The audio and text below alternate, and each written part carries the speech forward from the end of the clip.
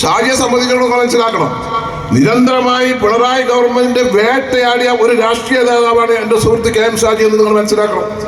ഷാജി കേരള നിയമസഭയിൽ മുഖ്യമന്ത്രിയെ സംബന്ധിച്ച്, മുഖ്യമന്ത്രിയുടെ അനുയായികളെ സംബന്ധിച്ച് നിരന്തരമായി സംസാരിച്ചപ്പോൾ പിറ്റേന്ന് രാവിലെ വിജിലൻസിനെ പറഞ്ഞ കൂട്ടരവര് 2 പ്രാവശ്യം കേസ് എടുത്തില്ലേ? അവസാനം ആ കേസ് കേരള ഹൈക്കോടതിയിൽ റദ്ദാക്കിയത്. 2 കേസുകൾ നിരന്തരമായി തെരഞ്ഞെടുപ്പ് കഴിഞ്ഞപ്പോഴും അതിനുശേഷവും നിരന്തരമായി ഷാജിയെ വേട്ടാടിയത്.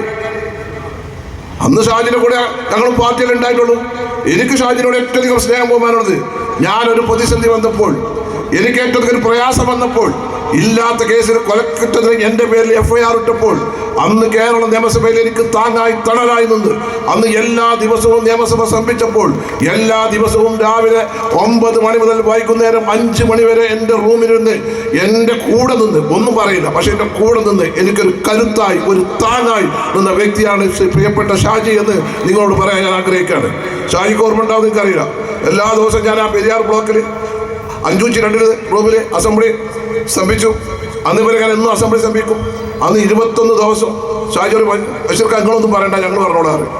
ഒരു പ്രതിസന്ധി വരുമ്പോൾ, ഒരു പ്രയാസം വരുമ്പോൾ കൂടെ നിൽക്കുന്നവനാണ് ഒരു നേതാവ് എന്നുള്ളത് നമ്മൾ മനസ്സിലാക്കണം. സുഹൃത്തും നിങ്ങളെല്ലാം ആകാംക്ഷയോടെ കാത്തിരിക്കുന്ന പ്രിയപ്പെട്ട KM ഷാജി സാഹിബ്, വേദിയിലിരിക്കുന്ന ജില്ലാ മുസ്ലിം ലീഗിൻ്റെ സെക്രട്ടറി പ്രിയപ്പെട്ട KT അഷ്റഫ്, നിയോജകമണ്ഡലം മുസ്ലിം ലീഗിൻ്റെ ജനറൽ സെക്രട്ടറി പ്രിയപ്പെട്ട ഗഫൂർ കുർമാടൻ, പഞ്ചായത്ത് മുസ്ലിം ലീഗിൻ്റെ പ്രസിഡന്റ് പ്രിയപ്പെട്ട CP കരീം മാസ്റ്റർ, വേദിയിലിരിക്കുന്ന പഞ്ചായത്ത് മുസ്ലിം ലീഗിൻ്റെയും യൂത്ത് ലീഗിൻ്റെയും പോഷക സംഘടനകളുടെയും ഭാരവാഹികളെ, പ്രിയപ്പെട്ട മുസ്ലിം ലീഗിൻ്റെ യൂത്ത് ലീഗിൻ്റെ MSF-ൻ്റെ നേതാക്കന്മാരെ, പ്രവർത്തകന്മാരെ, പ്രിയപ്പെട്ട നാട്ടുകാരെ, Shihab Thangal relief charity centre Areekode എന്ന് പറയുന്നത് അരീക്കോട് പഞ്ചായത്ത് മുസ്ലിം ലീഗ് കമ്മിറ്റിയുടെ കീഴിലുള്ള ഒരു സംഘടനയാണ്.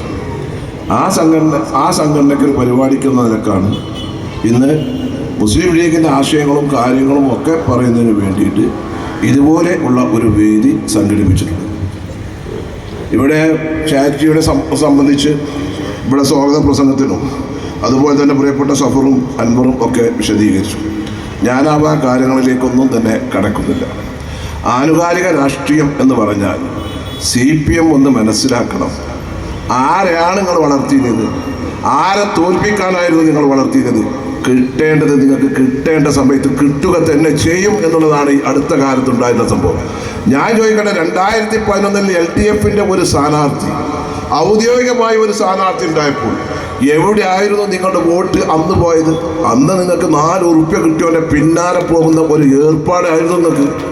അന്ന് എന്തുകൊണ്ട് LDF-ൻ്റെ ഇന്ന് നിങ്ങൾ പറയുന്ന ഇടതുപക്ഷം ഞങ്ങൾ കമ്മ്യൂണിസ്റ്റുകാരാന്ന് പറയുന്ന നിങ്ങളുടെ ഇന്ന് ഈ അപ്പുറത്തിരിക്കുന്ന ഭരണകക്ഷിയിലെ MLA നിരന്തരമായി നിങ്ങളെ വിമർശിക്കുമ്പോൾ എവിടെ പോയിരുന്നു ആ ആവേശം? അന്നത്തെ ആവേശം ഇപ്പോൾ കാണില്ലല്ലോ. അന്ന് ഞാൻ ഇവിടെ സ്ഥാനാർത്ഥിയായി വന്നപ്പോൾ 2500 വോട്ടാണ് LDF-ൻ്റെ ഔദ്യോഗിക സ്ഥാനാർത്ഥിക്ക് ഷാജി ഇവിടെ കിട്ടിയത്. 47,000 വോട്ട് CPM-ൻ്റെ വോട്ട് ഒഴിവ് അപ്പുറത്ത് പോയില്ലേ?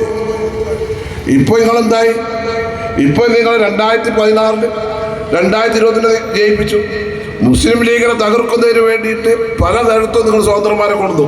ജലീലിനെ കൊണ്ടുവന്നു, ലില്ലി ഗഫൂറിനെ കൊണ്ടുവന്നു, കാരാട്ട് റസാഖിനെ കൊണ്ടുവന്നു, പിന്നെ KP ഒമലൈനെ മാരെ കൊണ്ടുവന്നു, മുസ്തഫാനെ കൊണ്ടുവന്നു, ഇങ്ങനെ എത്ര ആളെ കൊണ്ടുവന്നു. ഇപ്പം എന്തായി? ഒക്കെ തിരിഞ്ഞു കുത്താൻ തുടങ്ങി. ഇപ്പോഴാണ് നിങ്ങൾക്ക് പാർട്ടിയെ പറഞ്ഞാൽ പറയുന്നത് നിങ്ങളൊരു ചുക്കും ചെയ്യൂല, ആരും നിങ്ങൾക്ക് ചെയ്യാനും കഴിയില്ല, അതിനുള്ളൊരു ബാല്യം നിങ്ങൾക്ക് ഇല്ല എന്നുള്ളതാണ് ഇപ്പോഴത്തെ അടുത്ത കാലത്തെ കേരള രാഷ്ട്രീയത്തിൽ. ഇന്നൊക്കെ നിയമസഭയിൽ പോയി നോക്കണം. ഇന്ന് രാവിലെ ചെല്ലുമ്പോൾ ഒന്നിനെ മുഖത്ത് ഒരു തെളിച്ചമില്ല. മുഖ്യമന്ത്രിയുടെ മുഖത്ത് നോക്കിയാൽ കടന്നൽ കുത്തിയ മാതിരി ഉണ്ട്. അറിയങ്ങൾ ഇന്നത്തെ സ്ഥിതി അതാണ്. നിങ്ങൾ ആരെയൊക്കെ ഇവിടെ പറഞ്ഞല്ലോ സഫറും, മുസ്ലിം ലീഗും മലപ്പുറം ജില്ലാ മുസ്ലിം ലീഗ് കമ്മിറ്റി, മലപ്പുറം ജില്ലാ മുസ്ലിം യൂത്ത് ലീഗിന്റെ കമ്മിറ്റി, MSF-ന്റെ സംസ്ഥാന പ്രസിഡന്റ് PK നവാസ് അടക്കമുള്ളവർ നിരന്തരമായി അന്ന് SP സുജിത് ദാസിന്റെ കൊള്ളരുതായ്മകളെ സംബന്ധിച്ച് പറഞ്ഞപ്പോൾ നിങ്ങൾ പറഞ്ഞത്, അവസാനം താനൂരിൽ ജാഫ്രിയെ പോലീസ് ഉരുട്ടി കൊലപ്പെടുത്തിയത് പറഞ്ഞപ്പോഴല്ലേ SP മാറ്റാൻ തയ്യാറായത്? പിന്നീട് ഭരണകക്ഷി MLA തന്നെ മനംതൊന്നുകൊണ്ട് ആ കാര്യങ്ങൾ തുറന്നു പറയാൻ തുടങ്ങിയപ്പോഴല്ലേ നിങ്ങൾക്കൊന്ന് ഇളകിയത്? ആദ്യഘട്ടത്തിൽ നിങ്ങളെല്ലാവരും MLA പ്രോത്സാഹിപ്പിച്ചില്ലേ?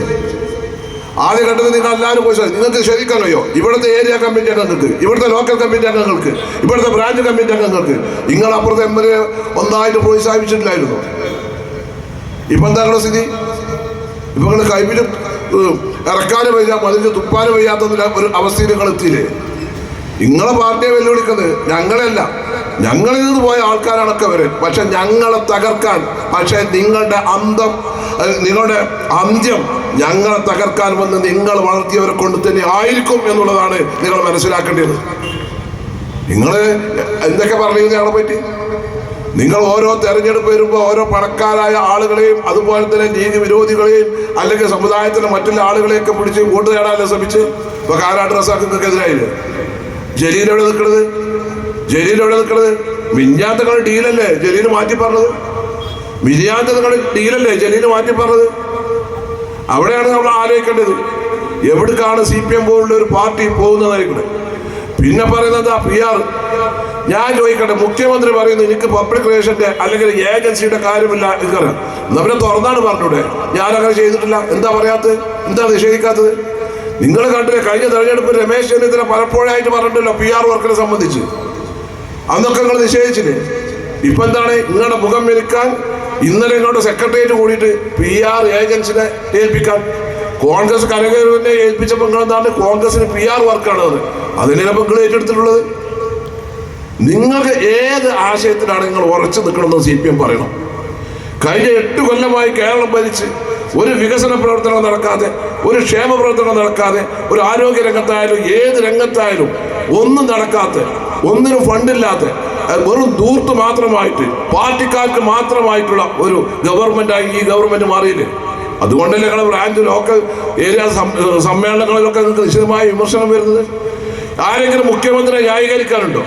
സാധാരണ മുഖ്യമന്ത്രിയെ പറഞ്ഞാൽ നിങ്ങളുടെ ബോഡി ബ്യൂറോ മെമ്പറെ പറഞ്ഞാൽ എത്ര ആൾ പ്രസ്താവനയായിട്ട് ഇറക്കും? ഞാൻ ഷാജി പറഞ്ഞ മാതിരി, പ്രതിപക്ഷ നേതാവ് പറഞ്ഞ മാതിരി വളരെ സങ്കടമുണ്ട്. അയാൾക്ക് പറയാൻ വേണ്ടി റിയാസ് മാത്രമേ ഉള്ളൂ എന്നുള്ളത്. മറ്റ് ആനുകാലിക രാഷ്ട്രീയ കാര്യങ്ങളെ സംബന്ധിച്ച് ഞാൻ കൂടുതൽ സംസാരിക്കില്ല. കാരണം ഷാജിക്ക് ഇത് കഴിഞ്ഞിട്ട് കാവങ്ങപ്പാറ ഒരു പരിപാടിയുണ്ട്. ഒരു 1.25 മണിക്കൂർ ഷാജിക്ക് പ്രസംഗിക്കുവാണോ? ഷാജിൻ്റെ പ്രസംഗം കേൾക്കാനാണ് നിങ്ങൾ എല്ലാവരും ഒന്ന്. ഞാൻ നിങ്ങളെ ഇവിടെ കൂട്ടിലെ പോയാ എനിക്ക് എപ്പോഴും നിങ്ങളോട് കാര്യങ്ങൾ പറയാം. ഷാജിയെ സംബന്ധിച്ചിടത്തോളം മനസ്സിലാക്കണം, നിരന്തരമായി പിണറായി ഗവൺമെന്റിന്റെ വേട്ടയാടിയ ഒരു രാഷ്ട്രീയ നേതാവാണ് എൻ്റെ സുഹൃത്ത് KM ഷാജി എന്ന് നിങ്ങൾ മനസ്സിലാക്കണം. ഷാജി കേരള നിയമസഭയിൽ മുഖ്യമന്ത്രിയെ സംബന്ധിച്ച്, മുഖ്യമന്ത്രിയുടെ അനുയായികളെ സംബന്ധിച്ച് നിരന്തരമായി സംസാരിച്ചപ്പോൾ പിറ്റേന്ന് രാവിലെ വിജിലൻസിനെ പറഞ്ഞ കൂട്ടുകാർ 2 പ്രാവശ്യം കേസെടുത്തില്ലേ? അവസാനം ആ കേസ് കേരള ഹൈക്കോടതിയിലെ റദ്ദാക്കിയത്. 2 കേസുകൾ നിരന്തരമായി തെരഞ്ഞെടുപ്പ് കഴിഞ്ഞപ്പോഴും അതിനുശേഷവും നിരന്തരമായി ഷാജിയെ വേട്ടാടിയത്. അന്ന് ഷാജിയുടെ കൂടെ ഞങ്ങളും പാർട്ടിയിൽ ഉണ്ടായിട്ടുള്ളൂ. എനിക്ക് ഷാജിനോട് ഏറ്റവും അധികം സ്നേഹം ബഹുമാനമുള്ളത്.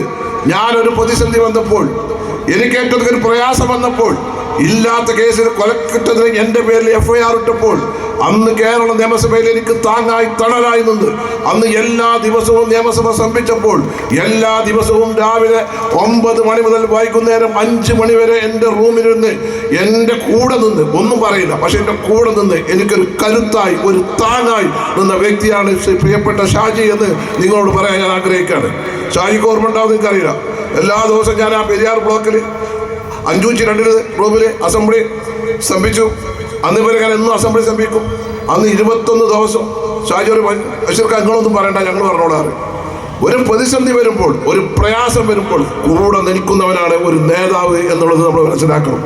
അങ്ങനെ നമ്മുടെ പാർട്ടിയെ ഏതൊരു വിഷയത്തിലും പാർട്ടിക്ക് ഒരു പരിചയമായി നിൽക്കുന്ന ഒരു വ്യക്തിയാണ് പ്രിയപ്പെട്ട ഷാജി സാഹിബ്. അതുകൊണ്ട് തന്നെ ഇന്ന് ഈ പരിപാടിക്ക് ഷാജിയെ കിട്ടിയതിൽ നമുക്കൊക്കെ വളരെയധികം സന്തോഷമുണ്ട്. മറ്റു കാര്യങ്ങളെ സംബന്ധിച്ചൊന്നും തന്നെ ഞാൻ കൂടുതലായി ഒന്നും തന്നെ പറയുന്നില്ല. പ്രിയപ്പെട്ട ഷാജിക്ക് വൈമാറിക്കൊണ്ട് ഒരു ഔപചാരികർക്ക് വേണ്ടി ഈ സമ്മേളനം ഉദ്ഘാടകരായി അറിയിച്ചുകൊണ്ട് ഞാൻ വാക്കുകൾ അവസാനിപ്പിക്കുന്നു. നന്ദി. അസ്സലാമു അലൈക്കും വറഹ്മത്തുള്ളാഹി. പ്രസംഗിക്കില്ല.